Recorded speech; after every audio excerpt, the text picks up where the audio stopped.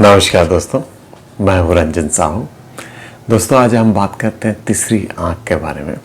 जी हाँ, तीसरी आँख, भगवान शिव जी की तीसरी आँख, भोलेनाथ शंकर भगवान की तीसरी आँख। ऐसी बहुत सारी कथाएं हमने सुनी है, कहानियाँ हमने सुनी है। और कहा जाता है कि जब भी भगवान अपनी तीसरी आँख खोलते हैं तो सामने वाला व्यक्ति राख हो जाता है, या ये जगत राख हो जाता है, वो जगह विनाश हो जाता है। ऐसी बहुत सारी कथाएं हैं, बहुत सारी कहानियां हैं। लेकिन आज हम इस तीसरी आँख को थोड़ा और विस्तार से जानने की कोशिश करेंगे कि आखिर ये तीसरी आँख होता क्या है। ठीक है, तो सबसे पहले अगर आप शिव जी के मूर्ति को देखेंगे तो देखेंगे कि उनकी एक तीसरी आँख होती है। आपने अगर आज तक नहीं देखा है तो मेरे इस वीडियो को देखने के बाद फिर आप कभी गौर फरमाना कि गणेश जी को भी, भगवान गणेश को भी तीसरी आँख है, और देवी दुर्गा देवी को भी तीसरी आँख है। ऐसे बहुत सारे देवी देवता हैं जिनको तीसरी आँख दिया गया है। और जैसे गाँव में, देहातों में छोटे छोटे मंदिर होते हैं जहाँ पर कुल देवी होते हैं, तो कुल देवी होते हैं, कुल देवता होते हैं, तो उनको भी तीसरी आँख लगा देते हैं भक्त। आखिर ये होता क्या है तीसरी आँख? ठीक है, इसे हम जानने की कोशिश करेंगे। जैसे कि भगवान ने हमें ये दो आँखें दी हैं, और दोनों भी आँखें हॉरिजेंटल है, इस तरह से हॉरिजेंटल है। और अगर हमें ऊपर देखना है तो सर को इस तरह से ऊंचा करना पड़ेगा, जिससे हम ऊपर क्लियरली देख सकते हैं। लेकिन अगर आप ये तीसरी आँख को देखेंगे तो वो ये हॉरिजेंटल नहीं होता, वो होता है वर्टिकल, इस तरह से लंबा होता है। जहाँ पे हिंदू धर्म के लोग तिलक लगाते हैं, लंबा होता है, और वो ऊपर आसानी से देख सकते हैं।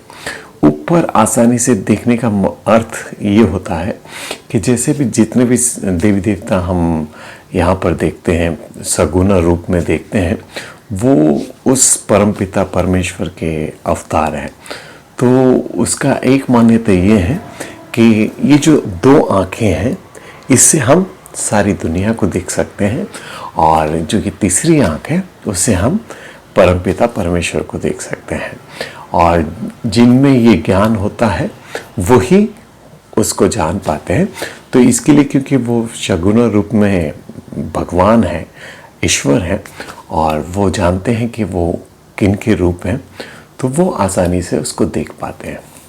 बचपन में मुझे याद है, स्कूल के दिनों में एक बच्चे ने मुझे कहा था कि मेरे क्लासमेट ने कहा था कि अगर तुम अपनी तीसरी आँख खोलना चाहते हो, और सारे बच्चों को ये बहुत शौक चढ़ा होता है कि तीसरी आँख होती क्या है, तो उसने मुझे कहा कि तुम एक काम करो, अपने नाखूनों से ऐसे ऐसे इसको रगड़ो और 108 बार ओम नमः शिवाय का जाप करो, तो देखो तुम्हारी तीसरी आँख खुल जाएगी। आँख खोलते ही तीसरी आँख खुल जाएगी। तो मैंने भी वैसे किया। 60-70 के समय जाते जाते ही थोड़ी सी जलन होने लगी, तो मैंने कहा कि अभी आंखें खोलूँ, तो बोला नहीं नहीं, अभी खोलोगे तो नहीं, तीसरी आँख नहीं खुलेगा तुम्हारा, अभी बन रहा है, खुल जाएगा। तो मैंने 108 बार कर दिया, और मैंने ये देखा कि यहाँ की स्किन थोड़ी सी निकल गई थी और रेड निशान हो गया था। और वो जो मेरी तीसरी आँख है वो काफ़ी समय तक, महीने 2 महीने तक उसका निशान रहा। और ऐसे मैंने जब ये चीज़ को दूसरों के साथ डिस्कस किया तो कहा कि हाँ, मेरी क्लास में भी किसी ने मेरे साथ ऐसा किया था, या किसी और के साथ किसी ने ऐसा किया था। हो सकता है आप लोगों को भी ये अनुभव हो। तो ये होती है तीसरी आँख। और हम अगर क्रिया योग यानी जो मेडिटेशन की दुनिया की बात करेंगे, मेडिटेशन के जानने की कोशिश करेंगे, और ख़ास करके यहाँ पर अपना ध्यान रखने के लिए बहुत सारे मेडिटेशन बताते हैं। वो क्या होता है उसको देखने की कोशिश करेंगे।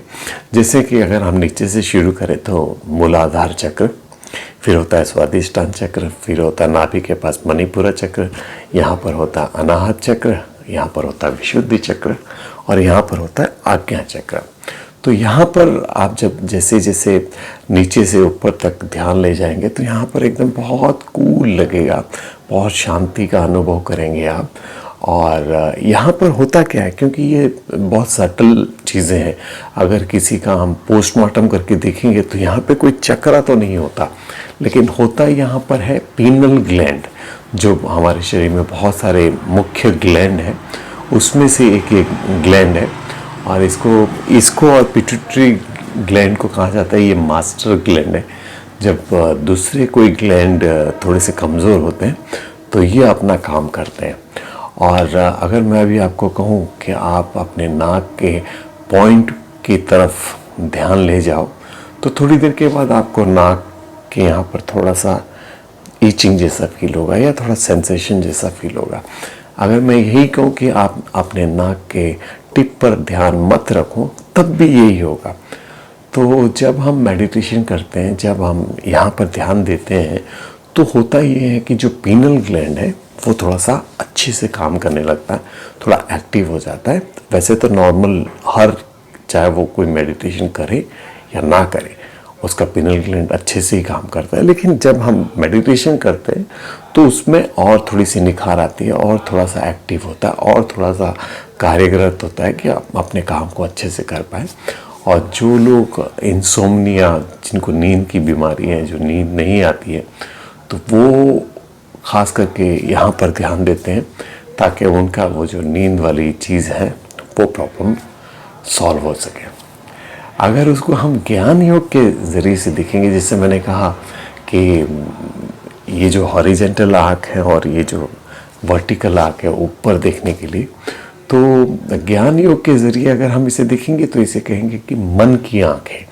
मन की आँखें यानी कि जो, क्योंकि ये दो आँखें हैं तो डुअलिटी होता है, दो चीज़ को देखते हैं, लाइक एंड डिसलाइक को, नफ़रत और प्यार को, करीबी और अमीरी को, लंबे और छोटे को, जिस तरह से ये दो हिस्से में देखते हैं हम।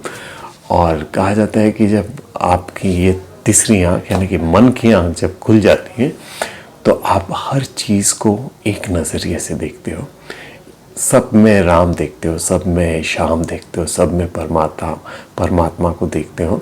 और वहाँ पर फिर कभी सर्दी गर्मी नहीं होती है, वहाँ पर कभी मान अपमान नहीं होता है, वहाँ पर कभी बीमारी और सेहत नहीं होता। वो सबको, सबके अंदर आप राम देख पाते हो, कण कण में आप राम देख पाते हो, परमेश्वर को देख पाते हो। तो ये तीसरी आँख का ये मतलब है। और भी बहुत सारे लोग और सारी चीज़ें बताते हैं, लेकिन मुझे लगता है कि ये पूर्ण रूप से आप समझ गए होंगे कि तीसरी आँख क्या होती है। और मैं आपसे अनुरोध करूँगा कि आप भी इस तीसरी आँख को खोलने की कोशिश कीजिए। इस तरह से नहीं, ओम नमः शिवाय बोल के नहीं, बल्कि मेडिटेशन के ज़रिए या ज्ञान योग के ज़रिए, जहाँ पर आप सबको एक नज़र से देख सकते हैं, या अपने पिनल ग्लैंड को और एक्टिव करके अपने आप को और सेहतमंद और अच्छा तंदुरुस्त बना सकते हैं। उम्मीद है आपको ये पसंद आया होगा। आप मुझे कमेंट कर सकते हैं, कमेंट लिख सकते हैं। बहुत बहुत शुक्रिया, थैंक यू।